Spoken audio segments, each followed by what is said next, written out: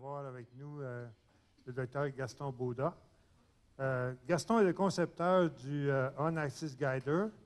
Il y en a plusieurs qui connaissent. J'avais fait une présentation ici il y a 3 ans à peu près sur cette nouvelle technologie. Et il est originaire de la Suisse, donc c'est un Suisse. Moi, j'appelle ça le pays des petits couteaux. Combien ici ont déjà utilisé ou eu en possession un couteau suisse? Levez la main.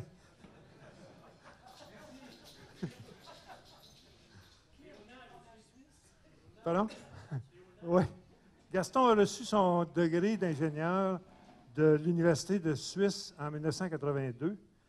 Et sa passion pour l'astronomie a débuté dès son jeune âge. D'ailleurs, il s'est rendu, il fallait le faire, hein, à Madagascar en 1986 pour aller photographier la comète Halley, qui était supposée d'être très spectaculaire, mais comme on sait, ne l'a pas été autant qu'attendu.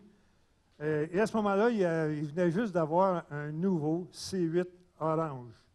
Il y en a qui connaissent ça, les nouveaux Célestrons orange.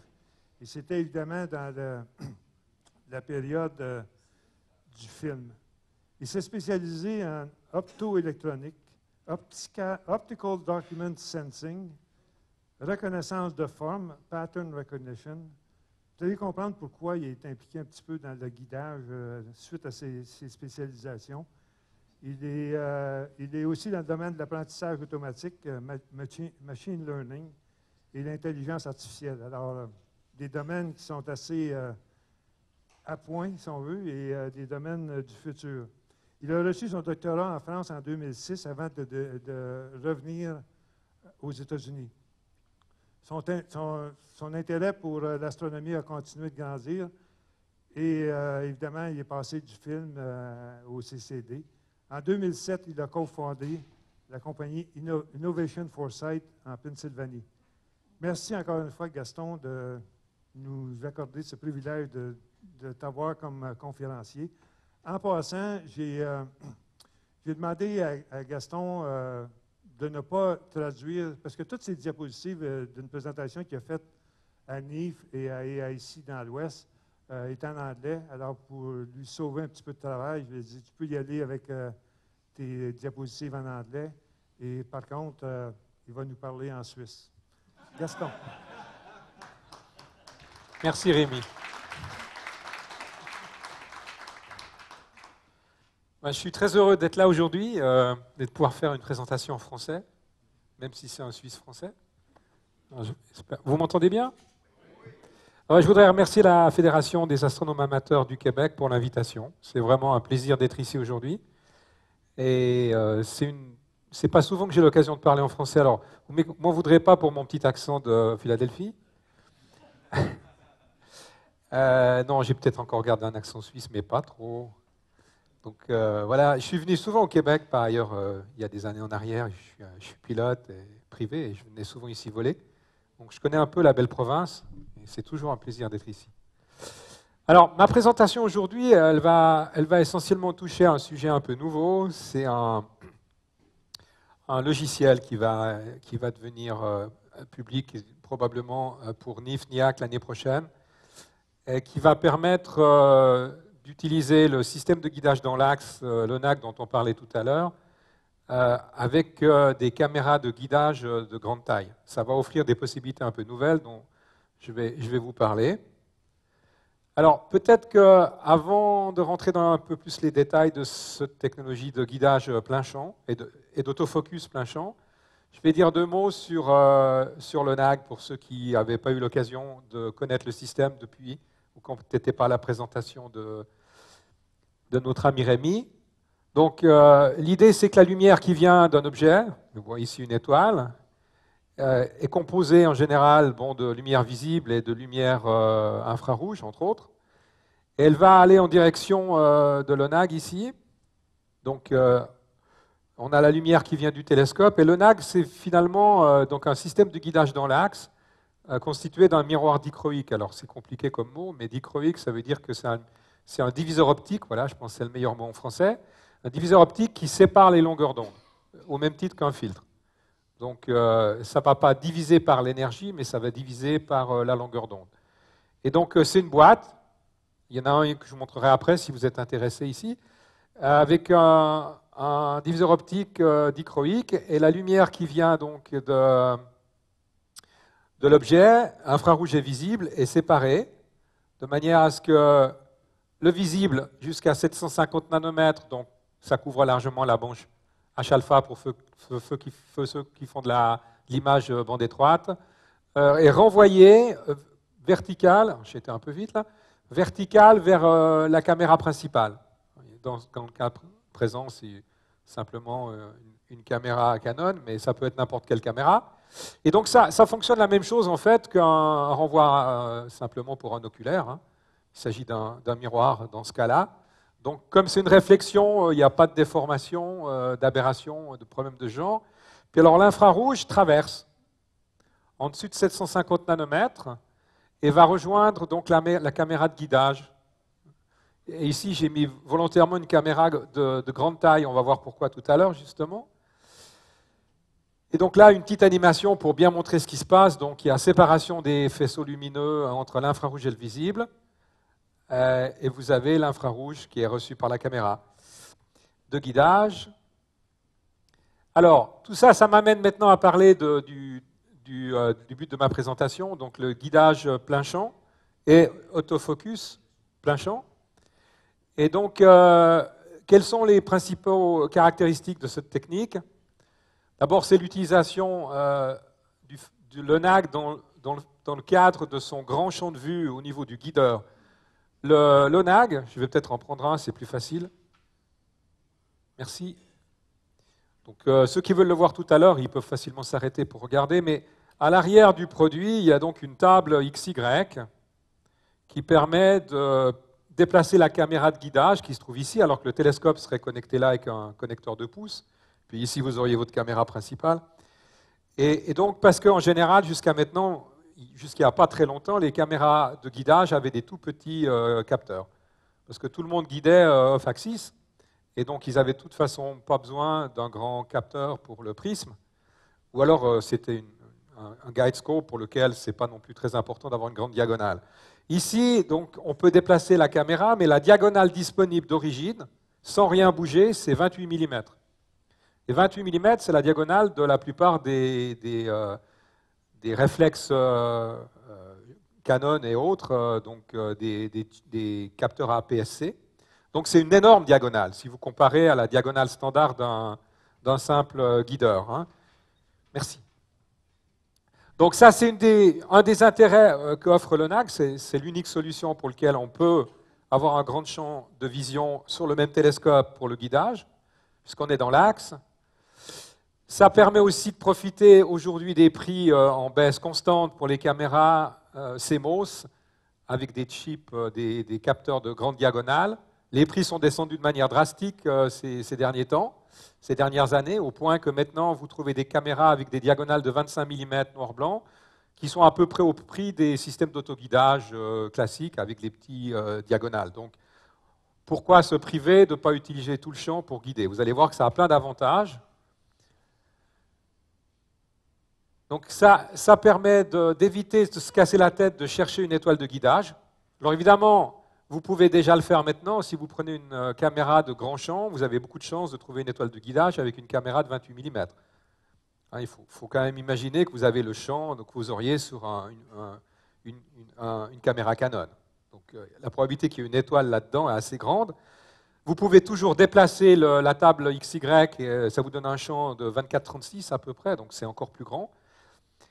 Mais un autre intérêt, c'est de traiter en fait toute cette image d'une seule fois, d'un seul coup, afin de guider sans spécifiquement chercher une étoile. Voilà, ça c'est l'idée fondamentale qui est derrière. C'est guider et en même temps faire l'autofocus, c'est-à-dire le focus pendant que vous êtes en train de faire l'image, en utilisant la caméra de guidage pour faire le guidage et le focus. Ça permettra, vous allez le voir dans une petite présentation que j'ai faite dans une vidéo, je n'ai pas appris avec moi le banc optique que j'ai d'habitude pour la démonstration. Comme vous le savez, c'est toujours difficile de traverser la frontière avec des choses comme ça, physiques. Donc j'ai préféré faire une vidéo en français pour que vous voyez en pratique comment ça se passe. Mais vous verrez qu'on peut guider avec des rapports signal sur bruit extrêmement bas, bien en dessous de ce qu'on peut faire avec une étoile de guidage et un calcul de centroïde classique, comme dans les logiciels d'autoguidage. On peut guider alors qu'a priori, on ne voit rien à l'œil. Donc ça permet aussi de réduire de manière significative les effets des turbulences atmosphériques, le seeing, pour autant qu'on ait un objet un peu étendu, un certain nombre d'étoiles ou quelque chose à voir dans le champ. Et je vais y revenir parce que je vais profiter de cette présentation pour faire une courte introduction au problème de perturbation atmosphérique. Je pense que c'est important de comprendre les fondements qui sont derrière pour comprendre qu'est-ce qui se passe quand on va voir les exemples d'applications de guidage grand champ. Et puis évidemment, ça offre, on a de plus en plus de clients qui s'intéressent à tout ce qui est automation et puis tout ce qui est remote, hein, tout ce qui est à distance, pour lequel il n'est pas question de déplacer la table XY à la main. J'ai eu plein de gens qui m'ont demandé pourquoi je ne mets pas des moteurs. J'ai dit ça ne sert à rien. Ça sera beaucoup trop cher de mettre des moteurs pour déplacer la table que d'acheter une caméra, un grand champ, sans compter tous les problèmes mécaniques, etc. Et le coût, économiquement, ce n'est pas réaliste. Donc on a de plus en plus de clients qui utilisent des grandes caméras directement, même sans faire le guidage plein champ, pour faire du guidage standard avec notre système. Du coup, ils n'ont pas besoin de bouger quoi que ce soit ou de tourner de quoi que ce soit. Alors, je vais dire deux mots un peu donc j'ai fait une présentation il n'y a pas très longtemps à l'AIC à Saint-José sur le seeing spécifiquement.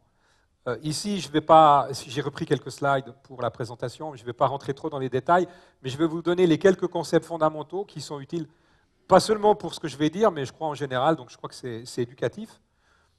Donc, ce qui se passe, évidemment, c'est que pendant des milliers, voire des millions d'années, la lumière a traversé l'espace depuis l'objet que vous êtes en train de photographier sans trop avoir de problème, mis à part un peu d'absorption.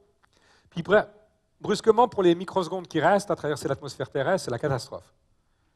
On a la lumière, donc l'onde lumineuse, qui est distordue par les variations de densité, finalement, de l'atmosphère. Donc des variations d'indice de réfraction, et notre belle onde ici devient complètement déformée, et éventuellement, malheureusement pour nous, à moins qu'on ait les moyens d'aller en orbite, on doit vivre avec ça sur Terre. Et donc, il y a deux effets du seeing sur une onde.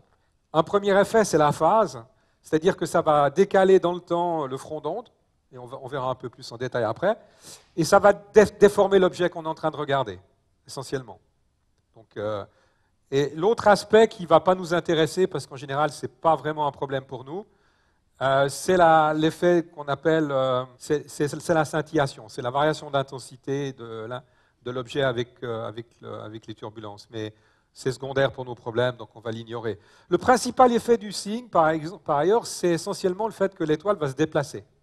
Si vous regardez une étoile, on l'a vu sur les photos de la Lune tout à l'heure, hein, c'était très intéressant parce qu'on voit en plus que l'effet de ce qu'on appelle l'angle isoplanatique. Vous voyez qu'en fait, l'objet se déplace. Et si vous regardez une étoile dans des conditions de perturbation atmosphérique, elle se déplace dans le champ, donc elle sautille comme ça, et puis en même temps, elle se distord un peu. Mais pour nous, essentiellement parce que les tailles de nos télescopes restent inférieures au mètre, on voit essentiellement l'effet du déplacement et relativement peu l'effet de la distorsion, à moins de prendre des pauses extrêmement courtes. Donc, on a cet effet de sautillement de l'étoile. Hein. Alors, voilà ce qui se passe en pratique. Hein. Notre onde, elle arrive comme ça, bien parallèle, si c'est une onde plane, si c'est une étoile à l'infini, enfin une étoile, c'est essentiellement une onde plane. Hein. Et vous avez entre deux fronts d'onde la distance lambda. Puis voilà que malheureusement, il se passe ça en traversant l'atmosphère, et vous avez des erreurs de phase qui fait que l'onde est distordue. Évidemment, sur votre télescope, ça va créer un problème. Alors, le problème dépend, comme je l'ai dit tout à l'heure, de la taille du télescope. Si la taille est relativement faible, ce que vous allez avoir, c'est essentiellement la composante de ce qu'on appelle tilt-tip de l'onde. C'est-à-dire que toute l'onde est légèrement inclinée dans une direction ou une autre aléatoirement, et cette inclinaison change en permanence. Donc, c'est ce qu'on voit ici. On voit qu'il y a une tendance générale de l'onde à avoir une inclinaison globale, et puis il y a des composantes plus haute fréquence là-dedans qui créent les déformations de l'objet. Alors, pour les télescopes de taille comme les nôtres, on va essentiellement voir la tangente, enfin, donc l'inclinaison générale. Puis alors, des télescopes de plus grande taille, vous pouvez avoir quelque chose où vous voyez deux images de la même chose. Ce qu'on appelle les speckles en anglais, je ne suis pas très bien sûr comment on le traduit en français. Mais ces images de diffraction, en fait, qui font que votre objet, il est fait de plusieurs petits objets, enfin surtout à pause courte. Voilà, donc ça, c'est la première chose qui se passe. Alors, un paramètre, alors il y a le modèle du seeing, le modèle principal, il a été proposé par quelqu'un qui s'appelle Kolmogorov. C'était un mathématicien, un physicien, entre autres, et qui a posé les bases mathématiques du modèle statistique et stochastique des turbulences. Et il a été repris très largement pour tout ce que vous allez voir maintenant. Il y a des modèles plus performants aujourd'hui qu'on peut utiliser parce qu'on a des ordinateurs et on peut résoudre les problèmes de manière numérique. Le modèle Kolmogorov a l'avantage d'avoir passablement d'expressions analytiques. À l'époque, on n'avait pas d'ordinateur, mais on avait des gens qui réfléchissaient et qui avaient des crayons et des papiers et qui essayaient de poser des équations. Donc il a certaines limites par la nature même des choses, mais il marche relativement bien en pratique. Donc il y a un paramètre, alors oubliez les détails de ce qu'il y a ici, mais ce qu'il faut comprendre, c'est que les turbulences atmosphériques, elles arrivent à tous les niveaux, donc proches du télescope, et puis on monte dans l'atmosphère. Dans l'atmosphère, il y a des mouvements de masse d'air, à différentes altitudes, il y a des déplacements de la masse d'air à des vitesses différentes, des effets de turbulence donc dus entre autres à des différences d'homogénéité thermique. Et donc on approche tout ça sous un élément statistique. Et de là, on peut sortir un premier paramètre qui est très utile pour nous, pour les astronomes, c'est R0, ou ρ0, je vais utiliser R0, qui s'appelle le paramètre de Fried. C'est la taille de la turbulence moyenne. Voilà. Donc il y a des grandes bulles de turbulence, si vous imaginez. Puis il y a des petites turbulences, il y a des toutes petites turbulences, il y a toute une famille de turbulences. Mais dans tout ça, on peut sortir une turbulence moyenne qui varie d'une heure à l'autre, ou même de la minute à la prochaine, et qui décrit un des éléments fondamentaux de la qualité de l'image que vous allez prendre. Ce R0 est l'élément clé. Donc R0, il est défini comme étant, en fait, la taille de la turbulence moyenne qui crée une erreur de phase d'un sixième de longueur d'onde. Enfin, tout ça, c'est... Donc, il y a une équation pour calculer R0. Ce que je voulais dire, c'est que cette équation, elle dépend de quelques paramètres, dont un est la fonction d'intensité du signe en fonction de la hauteur dans l'atmosphère. L'autre, c'est la longueur d'onde. Le signe est toujours meilleur dans les longueurs d'onde plus longues. Si vous allez en infrarouge, ça sera meilleur que dans le visible. Puis évidemment, de l'angle zénital, si on regarde vertical ou près de l'horizon, on n'a pas les mêmes performances. Voilà, donc ce qu'il faut considérer en pratique, c'est la taille de cette turbulence R0. R0, c'est un diamètre, hein, par ailleurs. Je sais, c'est un peu confus. C'est un peu source de confusion dans la mesure où c'est écrit R ou ρ, mais c'est un diamètre. Et alors, vous regardez, ce qui est intéressant, c'est le diamètre R0 en fonction de la taille du télescope. D'accord ? Si le télescope est plus grand qu'R0, eh bien, vous avez plusieurs turbulences moyennes sur le long du champ du télescope, et vous serez limité par le signe dans vos photographies. Si par ailleurs le télescope est plus petit qu'R0, ben, vous êtes limité par la limite de diffraction du télescope. Voilà, c'est là où se trouve fondamentalement la limite et la valeur, entre autres, de ce paramètre R0. Alors, voilà un exemple de la fonction qu'on a trouvée dans l'équation d'intégration qui tient compte de toute l'atmosphère. C'est la fonction d'intensité du seeing. Donc, c'est une fonction qui dépend de l'altitude. Vous voyez, elle est relativement importante près du sol, même très importante sur le premier kilomètre, on va dire.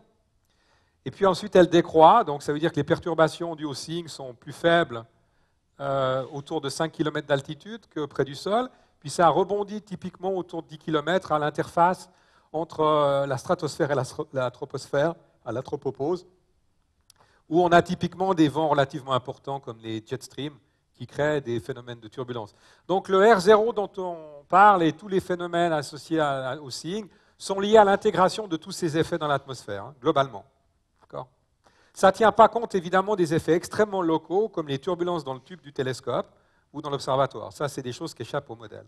Ça ne veut pas dire qu'ils ne sont pas négligeables. Hein. Si vous prenez des photos, comme on l'a vu tout à l'heure, en dessus du toit de vos voisins, vous allez avoir des problèmes que le modèle ne va pas mettre en évidence parce que vous êtes dans une situation avec des phénomènes extrêmement locaux. Voilà, c'est un exemple de l'évolution de cette fonction mesurée par un lidar. Ça, c'est La Palma, aux Canaries. Et on voit ici, pendant les heures de la nuit, les variations de l'intensité en altitude de la fonction. Pour vous dire que ça évolue dans le temps, hein, d'un jour à l'autre, mais d'une heure à l'autre aussi. Alors, pour résumer ce que j'ai dit, si votre télescope il a un diamètre qui est plus petit que R0, votre FWHM, comme on dit, là, votre largeur de l'étoile, en radians, elle est donnée par lambda sur D, vous êtes en régime de diffraction limitée. Ce qui vous limite, c'est l'optique. D'accord ? Ou l'argent que vous avez pour acheter l'optique. C'est probablement plus. Voilà. Après, alors avant de dépenser trop d'argent, réfléchissez quand même au deuxième aspect, c'est que quand D sur R0 est plus grand que 1, c'est que vous êtes limité par l'atmosphère. Alors ne jetez pas les télescopes, encore les grands télescopes, tout de suite, parce que vous serez bien limité par le diamètre, enfin par l'atmosphère pour la qualité de l'image, mais on n'oublie pas que la taille du télescope permet de récupérer plus de lumière et que ça croît au carré de l'ouverture. Hein. Donc c'est quand même utile pour réduire les temps de pause, d'avoir des grandes ouvertures. Mais il faut être conscient que vous serez limité par le signe en ce qui concerne la résolution de l'image. Donc on peut montrer que la dimension des étoiles à mi-hauteur, c'est à peu près lambda sur R0. Donc ça revient à dire finalement que R0, c'est à peu près la taille d'un télescope de diamètre R0 qui serait à la limite de diffraction. Chaque télescope plus grand qu'R0, ben, il devient limité par le signe. D'accord ? Alors voilà l'évolution du FWHM avec R0, selon le modèle de Kolmogorov à 550 nanomètres. On voit que ça descend comme ça, puisque c'est 1 sur R0, hein, et que quand on a un signe moyen de 2 arcs secondes, on est à peu près avec 50 mm de R0, des turbulences moyennes de l'ordre de 2 pouces. D'accord ? Donc maintenant, tous les télescopes qui sont plus grands que 2 pouces sont limités par l'atmosphère. Je crois que c'est... Donc si vous avez un 10 pouces, ben, vous êtes 5 fois plus grand que la limite, 5 fois plus grand que R0. Vous êtes de loin pas à diffraction limitée. Alors, quelques chiffres de R0 hein, en fonction de FWHM, ici, du tableau. Vous voyez, en général, on se situe par là. Hein. Ça dépend. Il y a des nuits où on descend à 1,5 arc seconde, chez moi, par exemple. Il y en a qui sont à 1 ou mieux, dans certaines, ça dépend de l'endroit, si vous allez au Nouveau-Mexique. Enfin, ça reste quand même souvent difficile de descendre en dessous d'un 5. Hein. Donc, on reste autour des 1 à 2 inches, 1 ou 2 pouces de dimension. Donc, les cellules moyennes sont extrêmement petites. Un autre élément important, c'est le temps de cohérence. C'est-à-dire que le signe, il évolue. Hein. Si vous prenez des photos très très courtes, par exemple, toutes les millisecondes, et vous regardez la photo, vous allez voir votre étoile, elle est figée. Puis la prochaine image, elle a bougé.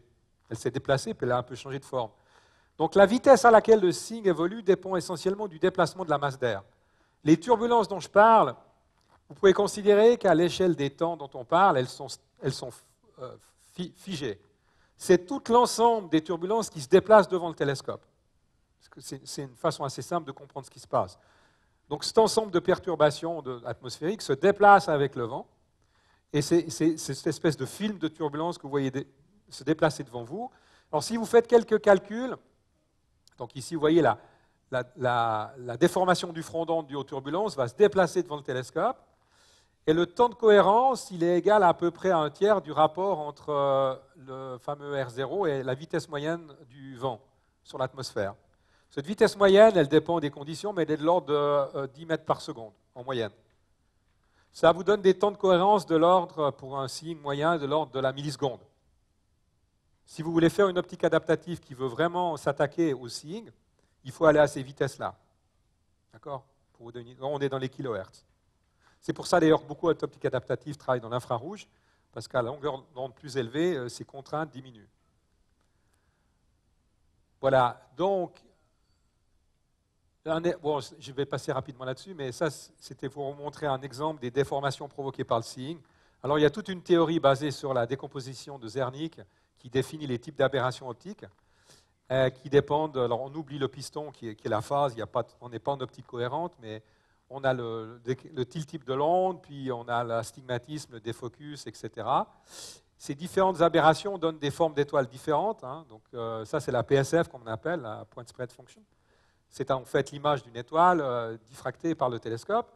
Donc, quand il n'y a pas de déformation de l'image, vous avez les beaux anneaux concentriques, là, des riz. Puis là, vous avez du coma, là, vous avez de l'astigmatisme, et là, vous avez du défocus, d'accord, du sphérique, par exemple, pardon, où il y a des anneaux, mais ils sont plus gros. Enfin, bref. Alors, le SIG crée toutes ces aberrations. Mais il y a eu des gens intelligents comme Knoll qui ont montré mathématiquement la contribution de chacune de ces aberrations dues au SIG. Alors, le tilt type, c'est le déplacement de l'étoile, hein, puis les autres, c'est les distorsions, fondamentalement. Évidemment, je considérerais ça pas vraiment comme une aberration, parce qu'on peut toujours faire des photos rapides et puis ensuite recaler l'image. Hein.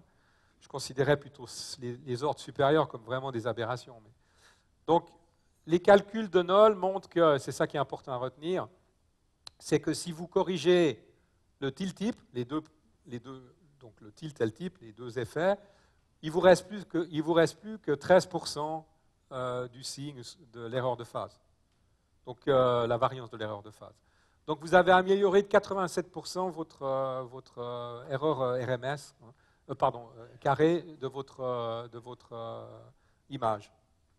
Donc, en résumé, ça veut dire que le signe, c'est essentiellement un déplacement de l'étoile. Voilà, c'est ça que je voulais dire. C'est un peu compliqué pour dire la même chose. Alors, quelque chose d'important, c'est l'angle isoplanatique. Il a un copain qui s'appelle l'angle isokinétique, qui est relié au déplacement de l'étoile. Si on s'intéresse qu'au déplacement et pas à la déformation, on parle d'angle isokinétique. Sinon, si on est intéressé en général à la forme, à l'ensemble, on parle de l'angle isoplanatique. Ils sont très proches de toute manière. Il y a peut-être un facteur 3-4, ça dépend du diamètre du télescope. Alors, ce qu'il faut comprendre là derrière est assez important, parce que beaucoup de gens réalisent ça brusquement. Non seulement le signe, il vous perturbe votre image, mais cette perturbation, elle dépend où vous êtes dans l'image.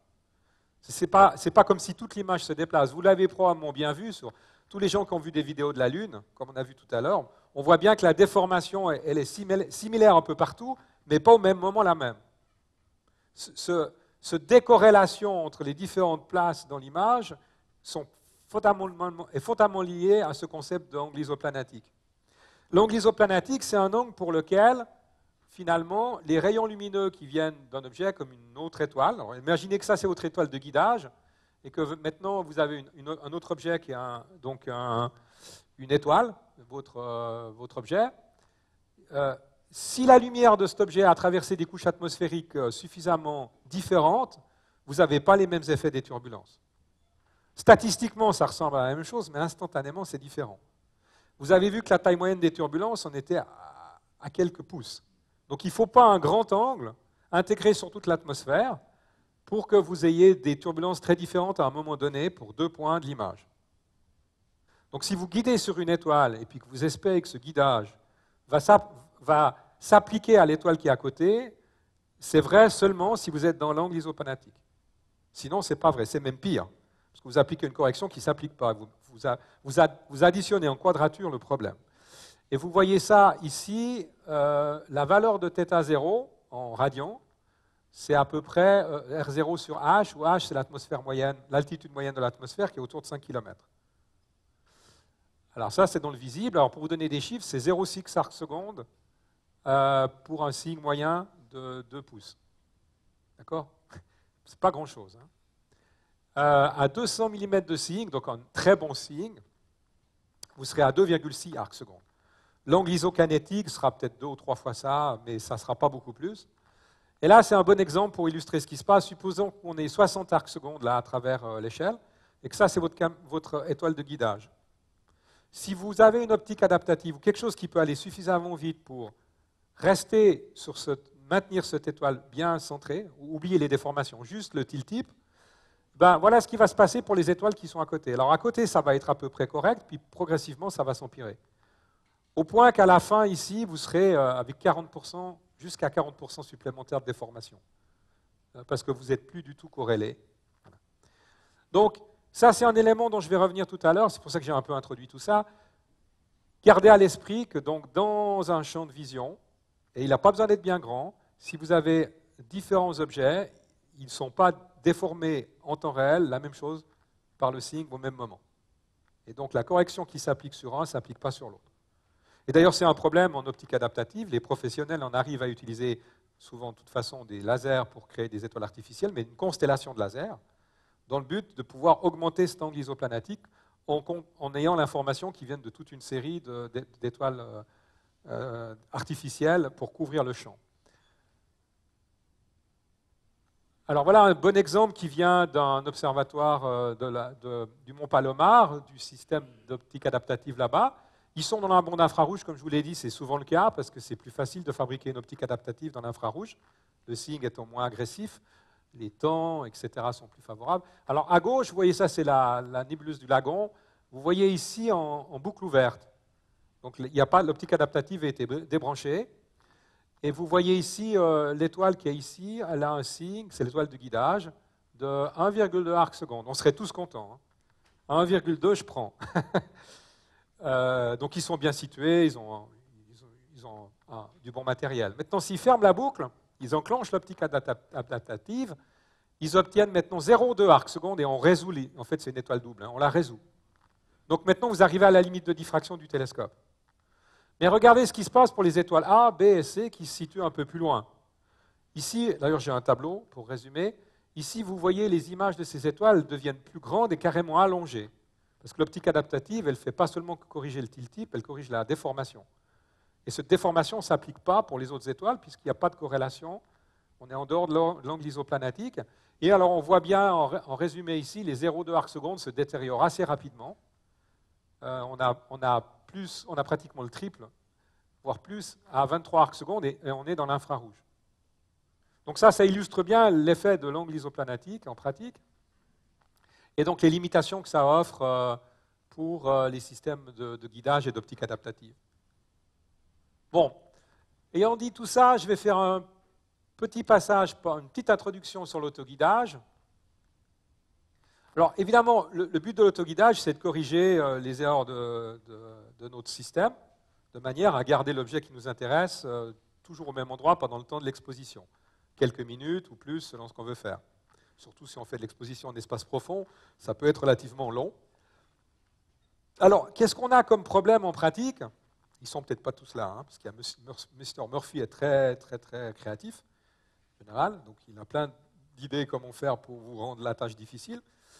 Mais enfin, ce qu'on trouve généralement, c'est deux catégories. Des erreurs déterministes sur le long terme, qui sont typiquement les erreurs périodiques, le king rate, c'est-à-dire la vitesse à laquelle on doit suivre l'objet en fonction de sa position dans l'atmosphère, parce que, évidemment, la réfraction atmosphérique change la vitesse apparente d'un objet, et ça dépend du temps qui passe et de la localisation. Donc, la vitesse sidérale n'est pas une vitesse qui s'applique sur un objet en général, c'est juste une vitesse moyenne qui fait l'hypothèse qu'il n'y a pas d'atmosphère. En pratique, il y a toujours une atmosphère, donc on doit corriger pour ça. Il y a évidemment les flexions, il y a le problème de l'alignement polaire de la monture. Mais tout ça, la bonne nouvelle, c'est que ça ne demande pas des corrections extrêmement brusques, extrêmement rapides. Vous pouvez corriger toutes les 10 secondes ou même plus.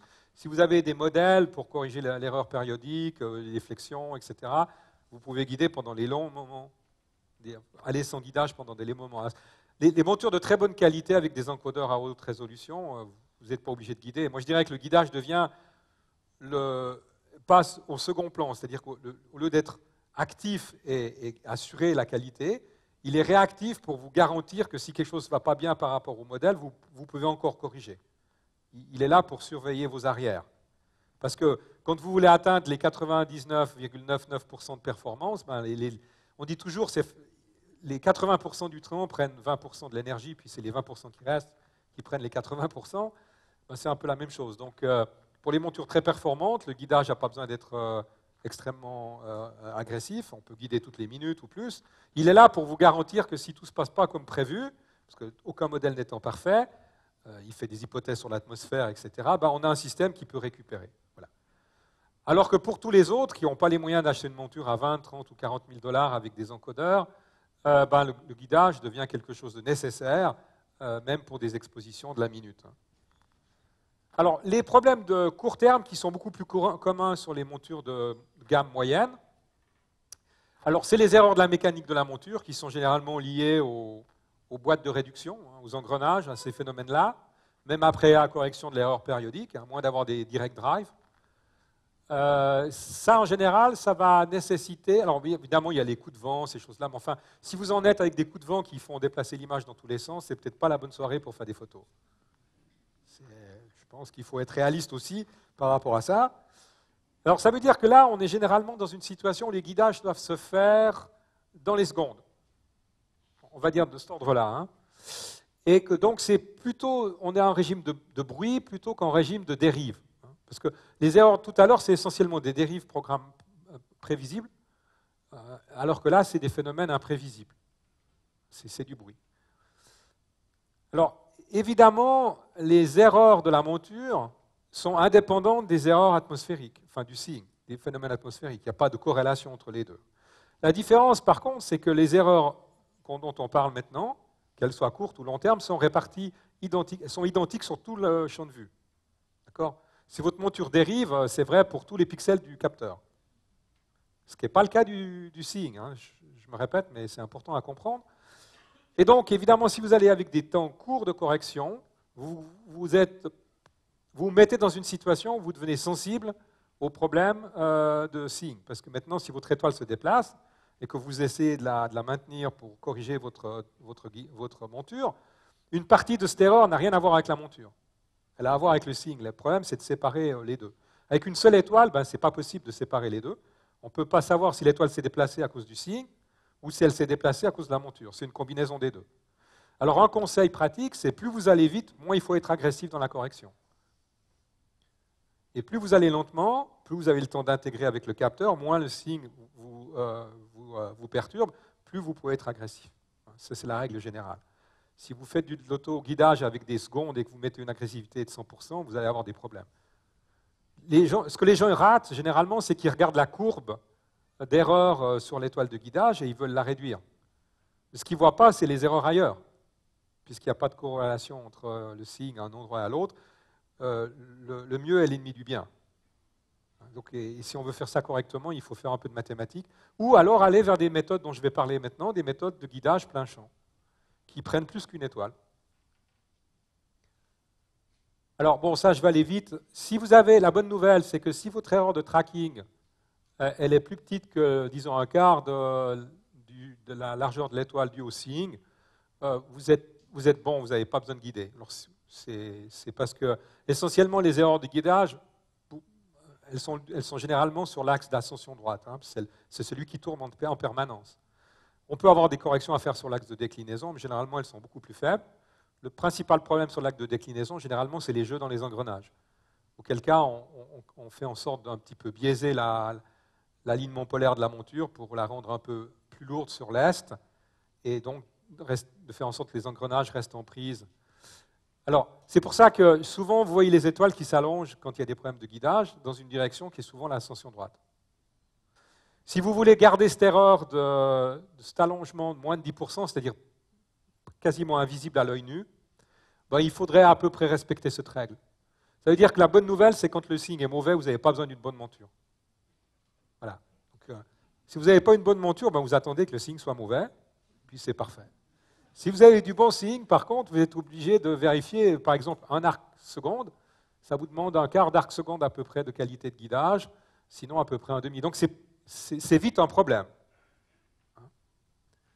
Bon, ça c'est pour dire l'addition du seeing de la monture et de la monture sont deux choses qui s'ajoutent de manière quadratique.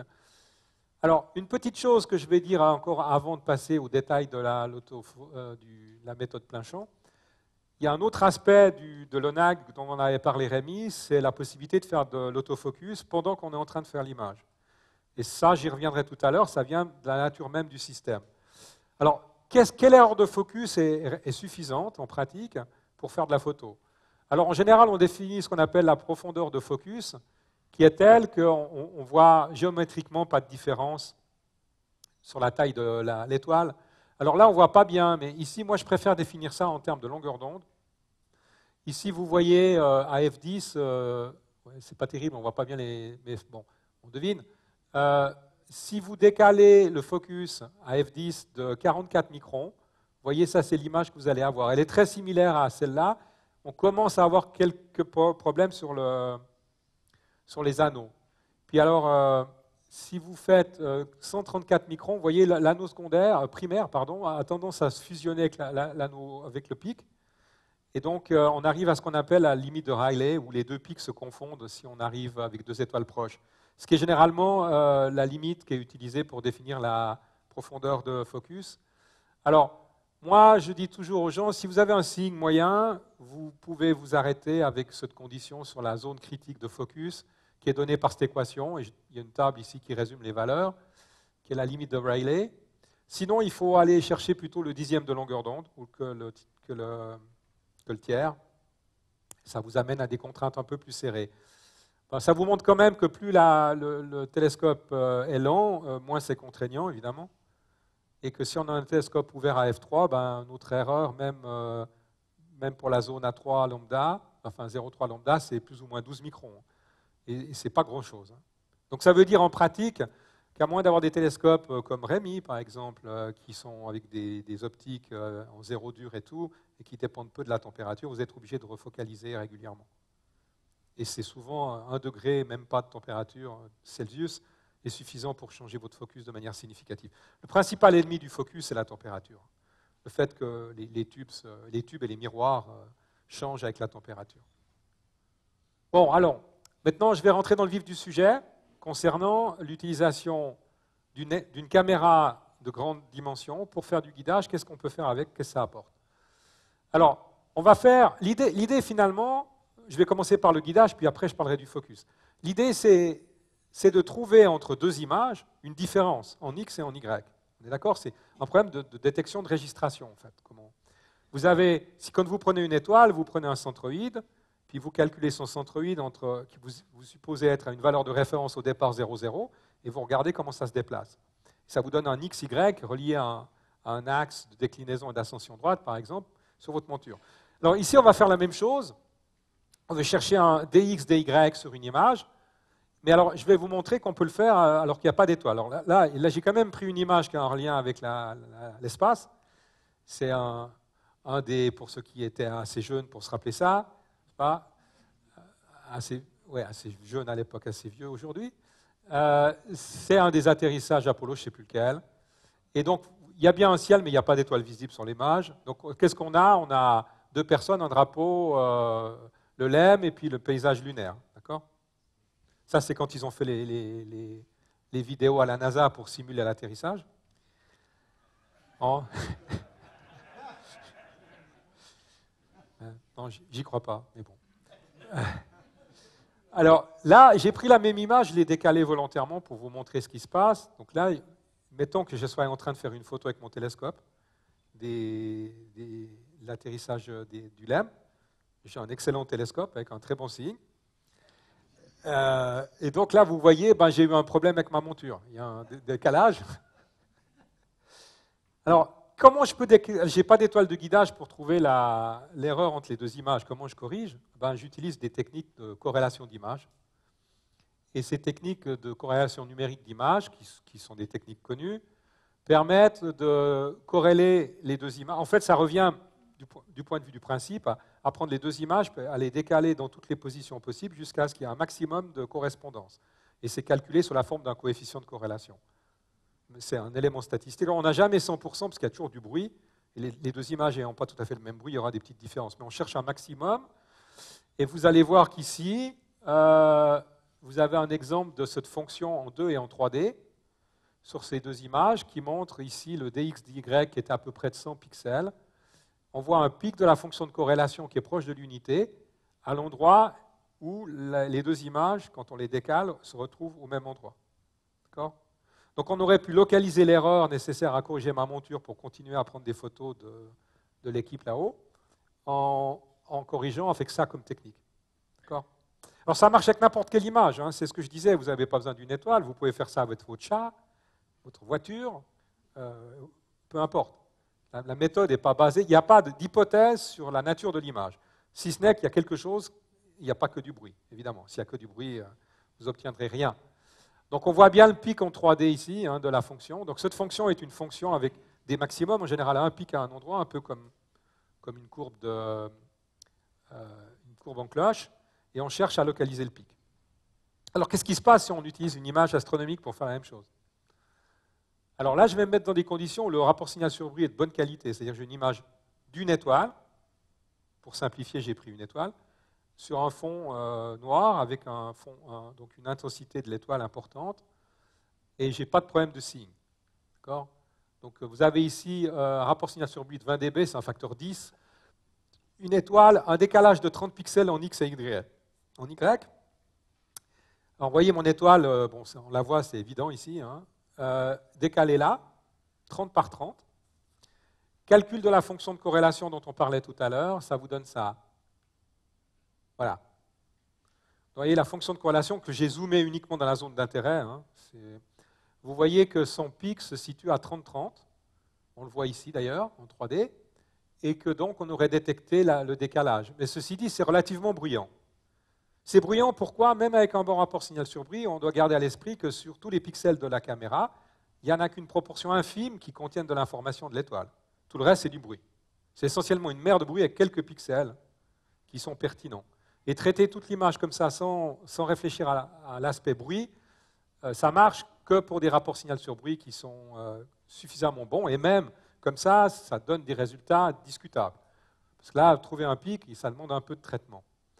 Alors si on poursuit, puis qu'on se met dans une situation de rapport signal sur bruit beaucoup moins bonne et plus proche de la réalité, même chose, même condition, toujours pas de problème de signe.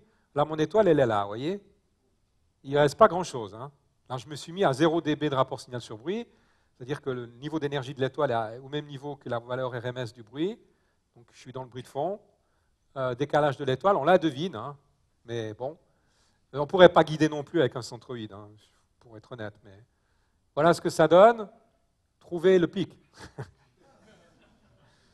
Bon, voilà. Bon, il se trouve qu'un de mes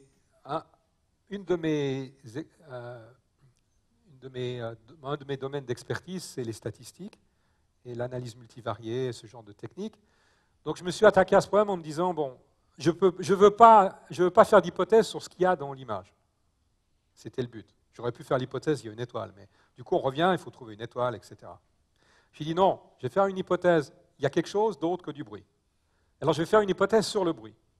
C'est là où on rentre dans les modèles mathématiques et statistiques qui vont sortir. Alors je ne vais pas rentrer dans les maths ici, parce que ça sortira un peu du cadre de la présentation, mais avec des modèles mathématiques adaptés sur la modélisation du bruit, on peut ressortir le signal du bruit en connaissant la nature du bruit. Alors il se trouve que les bruits avec lesquels on fait, les bruits sur lesquels on vit, on fait face, sont assez simples à modéliser dans le cas de l'astronomie. Alors, si on applique ce que j'ai appelé Advanced Statistical Registration, encore une fois, je ne vais pas rentrer dans les algorithmes, mais c'est un traitement de l'image pour extraire le signal du bruit de fond, exactement sur les mêmes images. Donc, on n'a rien fait d'autre, et ensuite, un calcul de corrélation, on obtient ça. Alors là, il est évident qu'on a un pic clair et net. Et ça paraît assez fou. Pour ceux qui ont vu la présentation, vous verrez dans la vidéo, mais c'est encore plus frappant quand vous voyez le banc optique en chair et en os. On va voir ça tout à l'heure. Dans la réalité, c'est ce qu'on obtient. On arrive à guider alors qu'on ne voit rien. Alors, on voit nettement, on voit nettement le pic ici. Alors, on voit qu'il y a des petites bosses ici, parce qu'il y a quand même encore un petit peu de bruit résiduel. Le traitement de détection du bruit de fond, de la modélisation n'est pas parfaite, mais enfin, on arrive à des très bonnes conditions pour localiser le pic avec des précisions inférieures au pixel. Alors je vais me mettre dans un exemple, et c'est là qu'on va voir, dans un exemple avec 10 étoiles, qui ont des différents niveaux de magnitude. D'accord ? Donc c'est là qu'on va voir un peu qu'est-ce qui se passe. Ici, j'ai entre moins 32 dB et 0 dB de rapport signal sur bruit, 10 étoiles dont la différence de magnitude est entre moins 4 et 0. Alors, vous voyez, il n'y en a qu'une que j'arrive à percevoir ici, à peu près. Toutes les autres, je ne les vois pas. Mais elles sont là. Le résultat, c'est que j'ai aussi mon pic, mais si vous regardez, il y a beaucoup moins de bruit autour, parce que le système a intégré l'existence des autres étoiles, même si leur rapport signal sur bruit était plus bas. Une façon de comprendre les choses, c'est d'imaginer que mathématiquement, chacun des pixels, on va les regarder, on va se dire combien de valeurs je dois donner à ce pixel en niveau de confiance que je peux le prendre pour faire mon calcul. Et ce niveau de confiance va être lié directement au modèle que j'ai du bruit. Et alors, si le niveau est très élevé, le pixel va avoir un poids élevé et je vais l'utiliser beaucoup pour mes calculs, sinon je vais dire, bon, c'est du bruit, oublie. Voilà, pour simplifier l'aspect. Alors, maintenant, on va se mettre dans des conditions où on a du seeing, hein, donc des turbulences. Alors, chaque étoile va devoir se déplacer de manière indépendante de l'autre dans le champ. Alors là, je me mets dans une situation où j'ai un bon rapport signal sur bruit parce que je veux comparer cette méthode à celle du centroïde. Et si je n'ai pas un rapport signal sur bruit d'au moins 6 dB, je n'arrive pas vraiment à calculer un centroïde. 6 dB, c'est un facteur 2. Hein. Là, les étoiles vont se déplacer de manière aléatoire de plus ou moins 2 pixels à cette échelle, RMS. Donc, c'est l'écart type. Alors, vous voyez l'étoile ici, la seule qu'on voit ici, elle a un rapport signal sur bruit tout petit, mais quand même visible, suffisant pour faire du guidage. Et voilà, typiquement sur 100 itérations, ce qu'on observe. Alors, en bleu, c'est les calculs du centroïde, donc chaque image a une différente position de l'étoile. Le système a localisé la position du pic. Alors, vous voyez, en moyenne, ça se situe à 30-30, comme on pouvait l'espérer, mais il y a une dispersion. C'est l'effet aléatoire, dans ce cas-là, du seeing. Et puis, en vert, c'est le résultat de la même image traitée par la méthode globale, qui n'a pas fait d'hypothèse sur le centroïde. Alors, comme il y a une seule étoile et que le rapport signal sur bruit est bon, on obtient des résultats tout à fait similaires. Si on prend la même chose maintenant, et qu'on se met avec 0 dB de rapport signal sur bruit, eh bien, je vais y arriver. Voilà, on voit, je n'ai pas le centroïde ici, je ne peux pas le calculer, mais on retrouve une dispersion du même ordre centrée sur 30-30, alors qu'on peut à peine voir l'étoile, et je ne pouvais pas calculer un centroïde. Maintenant, je vais me mettre dans un cas intéressant où il y a 4 étoiles. Alors, je prends des étoiles parce que c'est facile pour expliquer. Encore une fois, comme je l'ai expliqué tout à l'heure, on n'est pas limité à des étoiles. Si je prends 4 étoiles de même magnitude, pour simplifier la chose, vous voyez, ce qui va se passer, c'est mes 4 étoiles sont là, et je vais en prendre une pour guider avec le centroïde, et comparer le résultat où les autres sont traités globalement.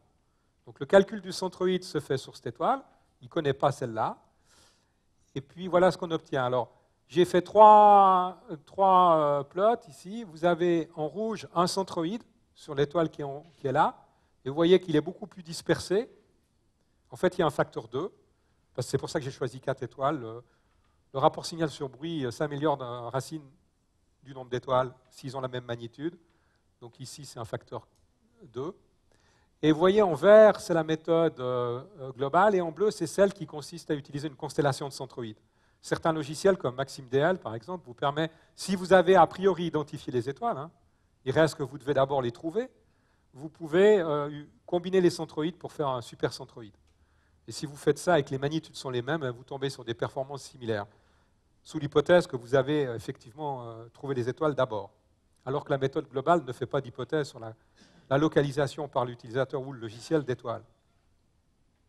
Là, j'ai mis 40 étoiles, donc avec des différences de magnitude, et vous voyez que le centroïde, évidemment, sur une seule étoile, on obtient le même problème qu'avant. Et là, on a un nuage encore plus compact pour la méthode globale, parce qu'elle va traiter toutes les données, les 40 étoiles. Alors, il y en a certaines qui vont avoir plus d'importance que d'autres, parce qu'elles ont un meilleur rapport signal sur bruit, mais tout ça va être combiné. Et puis, alors, deux choses s'améliorent. Hein. Donc, le rapport signal sur bruit global dû à de l'image, mais aussi, comme on l'a vu ici et avant, le fait qu'on prend tout le champ, on moyenne le seeing sur l'ensemble du champ. Donc, l'erreur, pour revenir à mon commentaire au début où je disais votre erreur sur l'étoile de guidage, vous ne pouvez pas séparer ce qui est dû de la monture à ce qui est dû aux perturbations atmosphériques. Là, vous pouvez commencer à séparer et vous pouvez améliorer. Parce qu'on a plus qu'une étoile dans le champ. Alors, ici, j'ai dit 2 mots, je ne vais pas prolonger trop longtemps là-dessus, mais sur comment on fait de l'autofocus. Alors, en général, pour l'autofocus, soit on fait le focus à la main, hein, donc on utilise un masque, et puis quelqu'un, nous, qui estimons quand le focus est bon. Le masque, ça marche très bien, de BAT9, à part qu'avec le seeing, il faut un peu moyenner la position des images de diffraction, mais le cerveau humain marche très bien pour ça, donc on peut faire ça. Bon, ça implique d'arrêter de prendre l'image, de trouver une étoile assez brillante et de mettre le masque et de faire le travail. On peut aussi se baser sur la taille de l'étoile, c'est un peu plus difficile. L'autre méthode d'autofocus, c'est donc des méthodes automatiques. Généralement, ça nécessite de prendre toute une série de photos d'une étoile en déplaçant le focuseur. Parce qu'on ne sait pas si on est avant ou après le intra- ou extrafocal, si on n'a pas d'autres informations. Et donc, on fait cette fameuse courbe en V qui montre le diamètre des étoiles en fonction de la position. On cherche le minimum, et puis on utilise ça pour positionner le focuseur.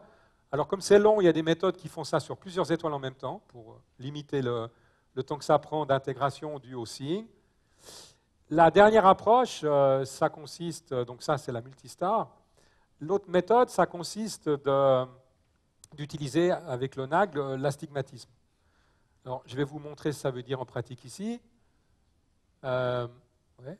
Alors là, ce que vous avez, c'est simplement de l'optique géométrique pour simplifier l'explication.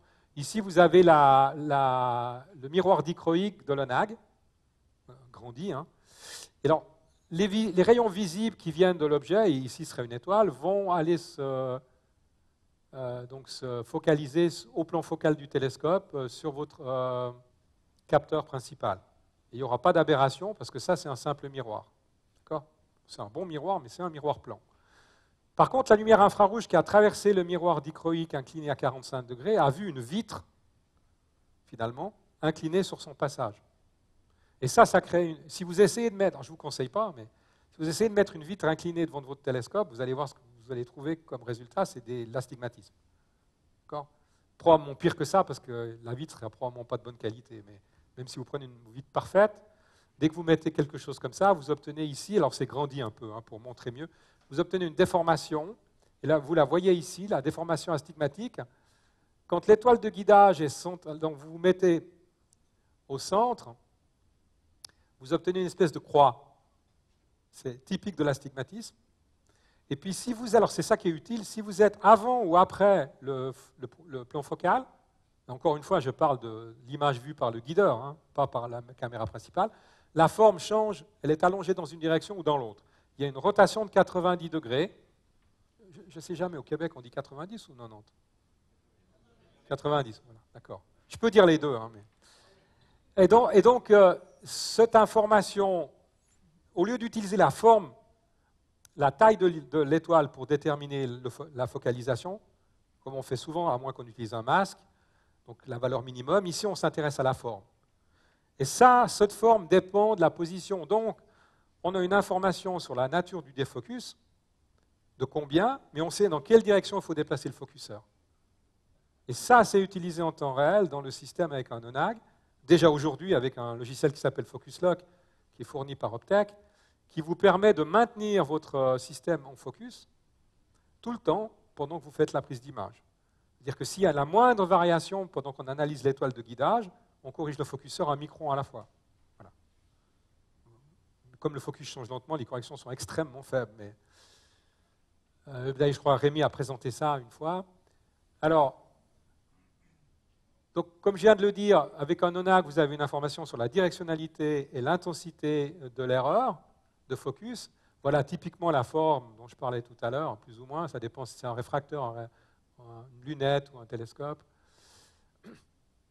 Alors, avec la méthode plein champ, on peut faire la même chose sur toute l'image, parce que l'astigmatisme que vous avez vu sur l'étoile, en fait, elle est dans tout le champ.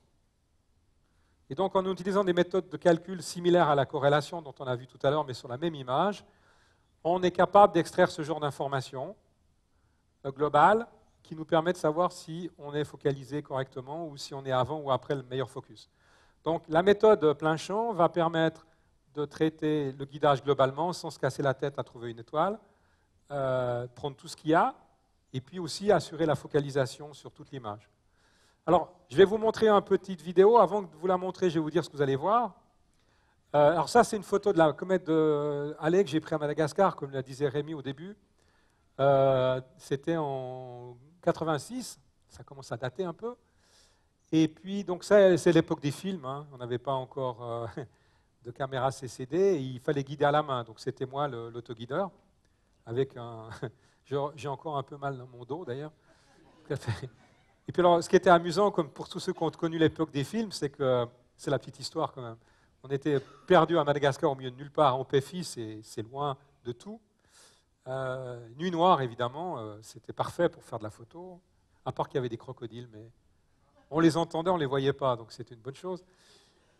Et on a fait des photos pendant une semaine. Et on a noté toutes les expositions. On ne savait pas quelle était la bonne exposition qu'il fallait faire, on ne pouvait pas développer les films sur place. Donc on a envoyé les photos, les pellicules vierges en Suisse, les a repris, les a fait développer et traiter, et envoyé à un magazine que certains peut-être d'entre vous connaissent, qui s'appelle Science et Vie, qui avait un concours. Et il se trouve qu'on a gagné le premier prix.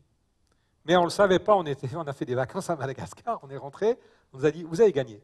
Alors vous pouvez retourner tout de suite à Paris pour prendre votre prix. Je dis, bon. Donc cette image était l'image gagnante à l'époque. Bon, moi, j'ai malheureusement plus de problèmes que d'autres ont connus, n'est-ce pas? J'ai plus que les diapositives qui me sont restés. Donc là, c'est une copie que j'ai fait comme j'ai pu pour mettre dans la présentation. Hein. Elle ne sort pas très très bien, mais ça vous montre une idée. Alors, c'est ce que j'ai fait dans le test que vous allez voir.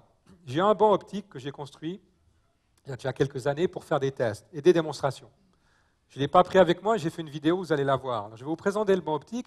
Dans le banc optique, j'ai remplacé une étoile artificielle par ce slide. Le but, c'est de simuler un grand champ, avec carrément une comète. D'accord ? Et alors, il y a des étoiles, il y a tout ce qu'il faut. Mais vous allez voir, on va jouer un peu sur l'intensité lumineuse. Donc, voilà le banc optique, vous allez voir, vous n'allez pas le voir dans la vidéo, vous allez voir ce qui va se passer avec le banc optique. C'est encore mieux quand on le voit en pratique. Pour ceux qui sont venus à NIF, ils ont eu l'occasion de voir ça, ou à la conférence à San José. Alors, vous voyez, le banc optique, il est simple. Il est fait d'un télescope ici, une simple lunette. J'ai mis un focuseur d'Optec qui est contrôlé par l'ordinateur. Derrière, il y a une petite boîte bleue. C'est une optique adaptative que j'ai fait il y a très longtemps pour moi. Donc, ce n'est pas un produit qu'on vend. C'est une simple vitre avec 2 moteurs pas à pas qui permet de corriger. C'est à l'époque où j'avais une monture Celestron et je n'étais pas content. Donc j'ai dit, je vais régler le problème. Alors je l'ai recyclé ici pour le banc optique, ça a fait d'une pierre deux coups, parce que maintenant j'ai une monture Paramount, j'ai plus ce genre de problème. Donc, mais on peut contrôler ça avec l'ordinateur. Et puis alors ce que vous avez ici, c'est un guideur dans l'axe, un ONAG.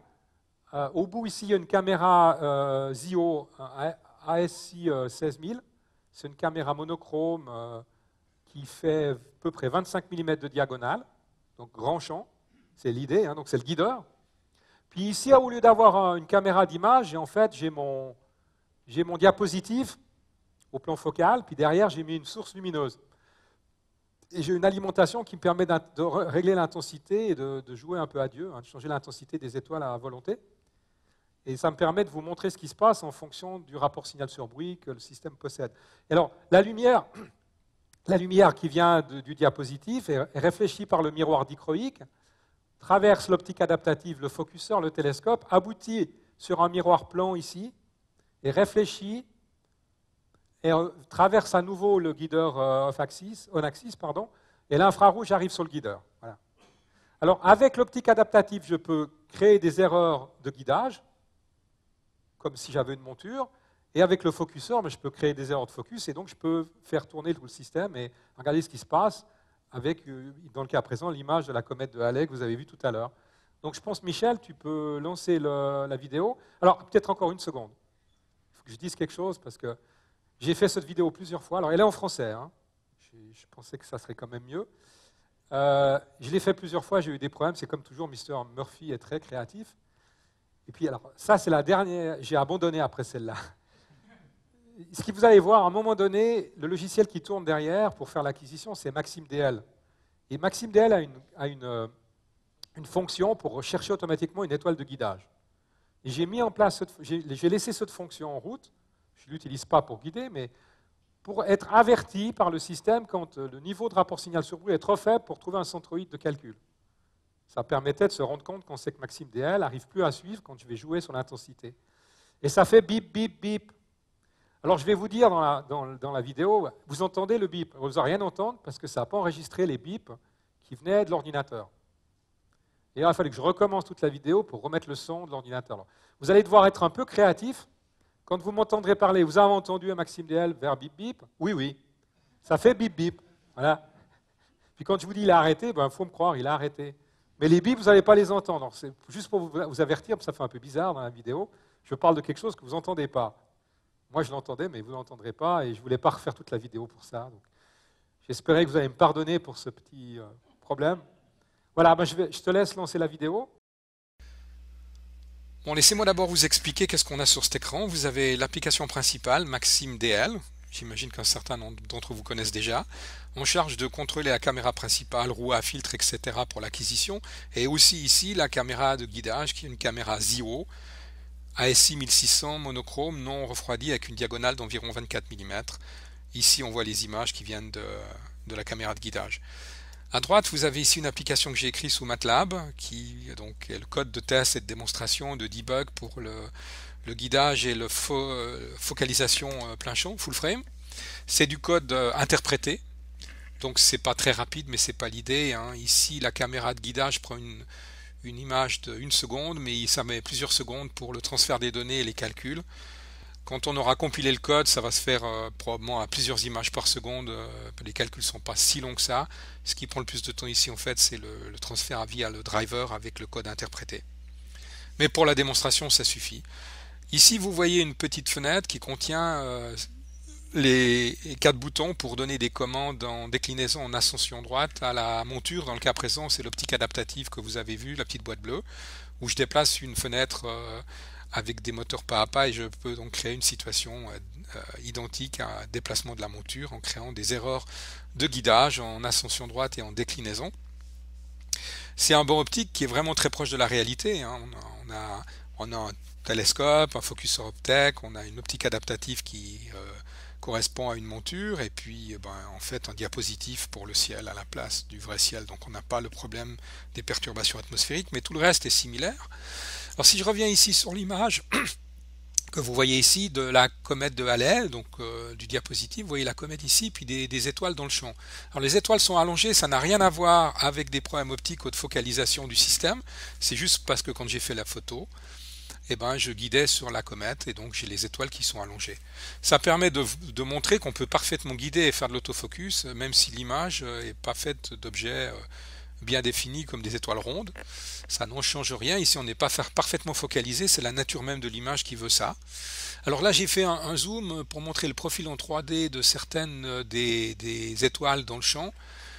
C'est pas parce qu'elles sont particulièrement utilisées pour guider. Comme je l'ai expliqué tout à l'heure, on utilise toute l'image, peu importe son contenu. C'est juste parce que ça permet de mieux voir ce qui va se passer quand je vais créer des erreurs de guidage et des défocalisations. On verra un peu mieux les détails que sur tout le champ ici. Voilà. Donc si on revient sur le logiciel plein champ, vous avez ici actuellement le graphe de l'erreur de guidage. Alors il n'y en a pas. Toutes les images ici, on a les numéros des images qui arrivent. Elles sont quasiment identiques à l'image d'origine qu'on a pris au départ, parce que simplement c'est sur un banc optique. Alors de temps en temps il y a des petites variations, parce que là j'ai le banc optique et puis le PC où j'enregistre cette présentation sur la même table. C'est possible que ça bouge un peu, mais enfin vous voyez en principe ici on n'a quasiment aucune erreur, l'échelle est en pixels.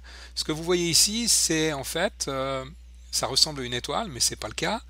C'est la fonction de corrélation entre l'image de référence et les nouvelles images qui arrivent.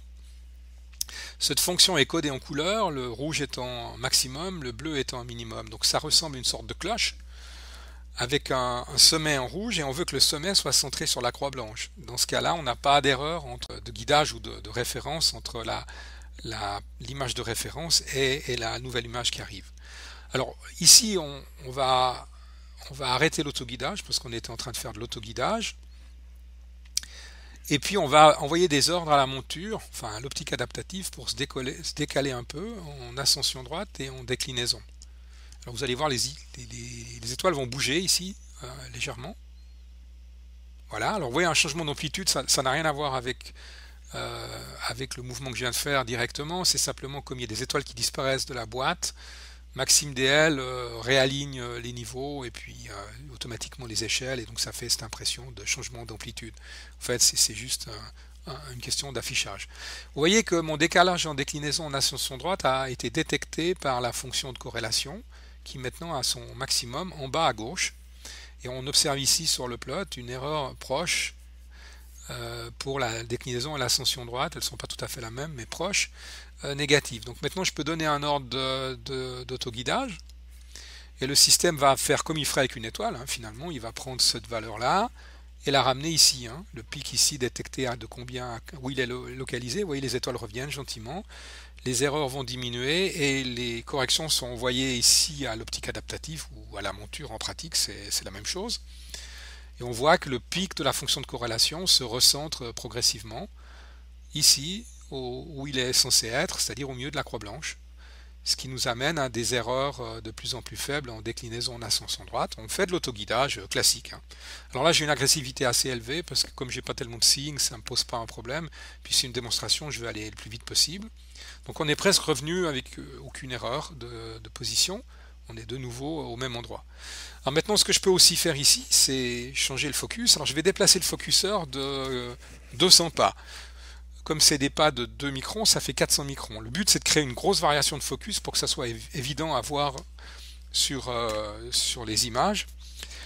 Alors évidemment, comme c'est un mouvement énorme du focuseur, ça va engendrer quelques petites erreurs de position de l'image. Parce que le focuseur n'est pas parfaitement aligné avec l'axe optique. Pour des tels déplacements, il y a des petites erreurs. L'autoguidage va les détecter d'ailleurs et les corriger. Dans la pratique, quand on corrige le focus à la vitesse où arrivent les images, les erreurs de défocus sont très faibles et donc on va déplacer le focuseur de l'ordre du micron. Et ces phénomènes sont inexistants. Mais ici, j'ai une agressivité maximum pour le focuseur pour aller vite et un déplacement qui va être important. Vous voyez, mon focuseur est à 2891 ou 91. Je vais le déplacer de 200 pas. Et observez ce qui se passe ici sur l'image, vous allez voir, surtout sur celle-là parce que ça se voit mieux. J'ai dit 200 pas, ça fait encore une fois, voilà. Donc vous voyez, mes étoiles s'allongent. Elles deviennent plus étendues, mais elles s'allongent aussi dans la direction ici actuellement, à peu près comme ça. Et ça, c'est lié à l'astigmatisme de l'ONAC sur le guideur. Et c'est utilisé pour savoir dans quelle direction il faut déplacer le focuseur. Vous allez voir ça quand je vais le déplacer dans l'autre sens. Donc les étoiles sont allongées dans cette direction et défocalisées. Et vous voyez, l'autofocus a détecté l'autoguidage, a détecté des petites erreurs et il est en train de les corriger dû à l'important mouvement que j'ai fait de 400 microns de 200 pas du focuseur. Alors maintenant, je vais vous afficher ici l'erreur de focus à la place de l'erreur de guidage. Ici, vous voyez toujours l'autoguidage, hein, qui est revenu centralisé. Alors vous voyez ici, toujours allongé, mes étoiles défocalisées. Et si vous regardez l'erreur de guidage actuelle, de focus actuelle est d'environ 14%. Vous allez voir ça sur le plot ici. Et je vais donner, voilà, on a environ 14% d'erreur, je vais donner un ordre d'autofocus. Donc le focuseur va être contrôlé par le logiciel d'autofocus qui utilise cette information ici. Et gentiment ramener les étoiles, les images au plan focal. On verra que donc l'erreur de focus diminue. Vous voyez donc ici le décalage du maximum de corrélation des images provoqué par les mouvements du focuseur. Donc là, on est en train de faire en fait de l'autofocus et de l'autoguidage en même temps, en temps réel. À chaque fois qu'on obtient une nouvelle image, on corrige le focus et le guidage. Le focus nécessite des corrections importantes vu l'amplitude du déplacement que j'ai fait, résultant aussi à des variations un tout petit peu de position des images. Voilà, mon autofocus est pratiquement redescendu à zéro, hein, l'erreur. Voilà. Donc j'ai retrouvé mes images de mes étoiles comme elles devaient être. Alors, je vais arrêter l'autofocus, et puis je vais décaler le focuseur de 200 pas dans l'autre direction. À l'intérieur cette fois. Donc les chiffres ici du focus diminuent. Vous voyez, je suis à 2697. Vous voyez, mes étoiles deviennent allongées, mais dans l'autre direction. Ça, c'est provoqué de nouveau par l'astigmatisme de l'ONAC pour le guideur. Il n'y en a évidemment pas pour l'imager. Hein.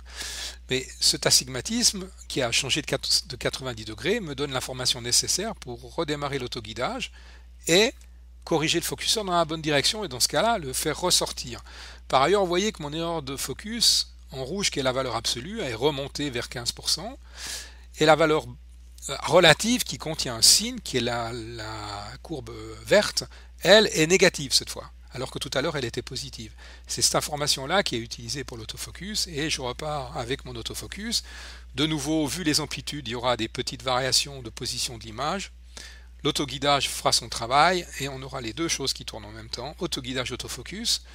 On observe les images ici, les étoiles on voit légèrement les erreurs de déplacement provoquées par les amplitudes importantes du focuseur, et puis les étoiles vont redevenir focalisées.